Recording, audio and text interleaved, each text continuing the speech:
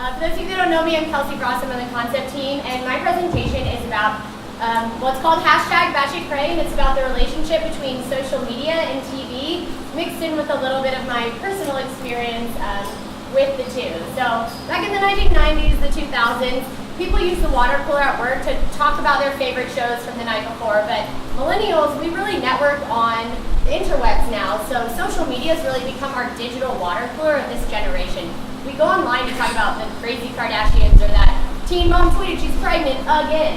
And TV is evolving, but so is the way that we watch it. We're not grabbing our family and friends to sit around on Friday night, we're grabbing our iPads and we're grabbing our tablets to text and tweet in real time. And because so many people are doing this with their mobile devices as they watch TV, it's created this new phenomenon called social TV. And a couple apps that support this, Z-Box, is something that you can play and vote along with your favorite show. TV Guide Mobile lets you categorize your favorite shows, when and where they're on. Biggle is an app that works like Foursquare. You can check into your favorite TV show and then get rewarded by engaging with it. And Miso lets you screen share your favorite scenes from your shows on social media. Competition shows are getting involved too, so You Think You Can Dance has a scorecard on social. The Voice has a whole social media room, and then they air your tweets live. American Idol has 550,000 Twitter followers and 8.8 million Facebook fans.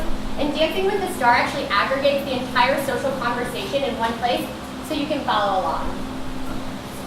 Nielsen and Twitter got together and made a multi-year agreement called the Nielsen Twitter TV rating, and it's a standard metric that rates the TV conversation on Twitter. And this is great for broadcasters and advertisers alike because it gives you the opportunity to create that truly social TV experience. Pretty Little Liars is a show that does this really well. They got 1 million tweets in the hour of their last finale. The producers are really good at keeping the drama going online after the show's ended. And then a lot of the actors are on Facebook and they're on Twitter and they're engaging with fans. Here you'll see they are actually beating The Walking Dead on social, which is kind of a big deal.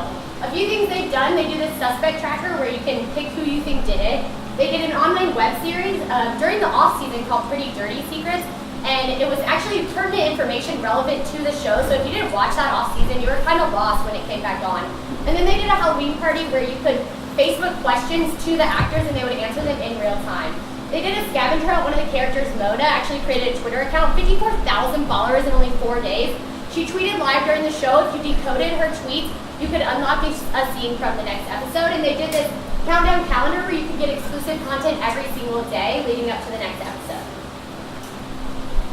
Sharknado is a more recent social sensation. 400,000 mentions on social media, 5,000 tweets a minute. It actually went from TV to theaters because of it. You have Whataburger, Taco Bell, brands are getting involved.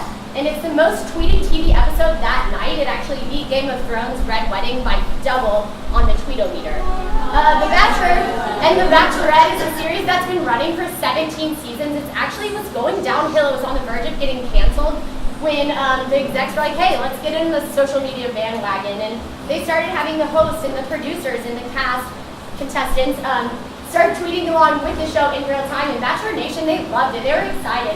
They said, hey, we want to be part of this. Let's put these up on live TV. And what that did is that increased viewership by 7% just on the very first time it aired. And so you have Chris Harrison, the host, he was tweeting, you have the contestants tweeting, they aired the obvious, the funny, and even the controversial. Someone said, it's stupid you're airing tweets, and they aired that on TV. So this is where my story starts. These are my friends, we're a little bit crazy, we really like to drink. And so Monday night, we used that as a reason to get together, catch up, and drink a lot of wine. Oh yeah, and we watched The Bachelor. We didn't actually live tweet with it until we noticed that Chris Harrison, the host, love of our lives, was tweeting, and we realized, goal in life, get him to tweet us back.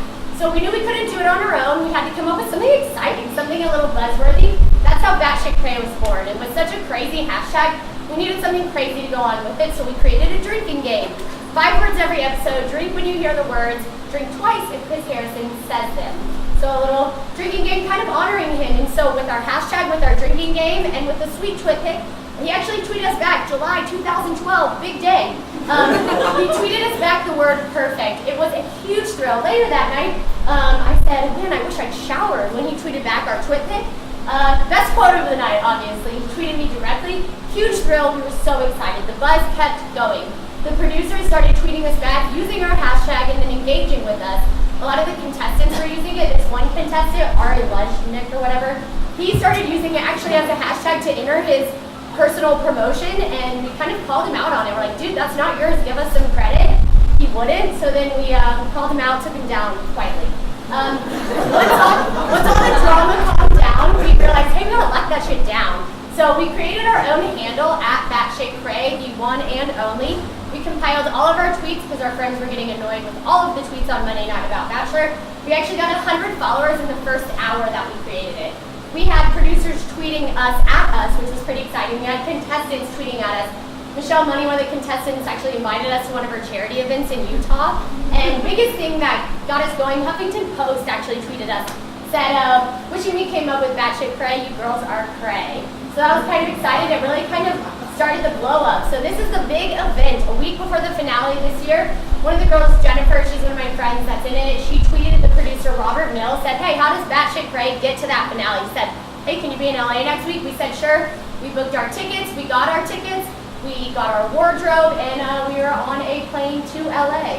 Well, Data Point first in LA. So we practiced our reaction faces, we turned our cell phones into security, we danced our way literally to the front row, and made a ton of TV appearances. It was pretty exciting. Chris Harrison knew we were. He said, hey, Batshit Cray, girls from Dallas, thanks for coming.